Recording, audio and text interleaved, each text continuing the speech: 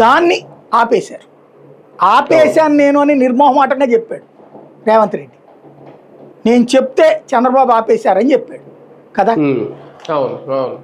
బాబు లేదు లేదు అంతకుముందే అయిపోయిందిలే అట్లా అర్థం చేసుకుని మీరు అట్లా రాసుకొని పోండి, మనం చప్పట్లు కొట్టుకుని అవునవునవును రాయలసీమ ఎత్తిపోతల పథకం పెట్టినోడు రాక్షసుడు జగన్, దేవుడు చంద్రబాబు నాయుడు, మన కర్మ చక్కగా నీళ్ళు తీసుకుంటున్నారు అక్కడ.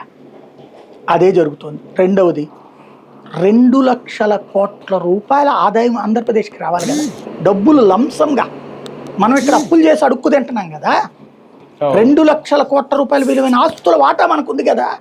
ఒక్కడు మాట్లాడుతున్నాడేమో చూడండి, ఆత్మగౌరవాలు ఆత్మాభిమానాలు, అదేది మీకు సిగ్గు లేదా స్పృహ లేదా అది ఇదని మాట్లాడేవాడు ఎవడన్నా మాట్లాడుతున్నాడా? 2 లక్షల కోట్లు తెద్దామని పోరాడదామని ఎవడన్నా అడుగుతున్నాడా? న్యాయ పోరాటం చేస్తుందా మన ప్రభుత్వం?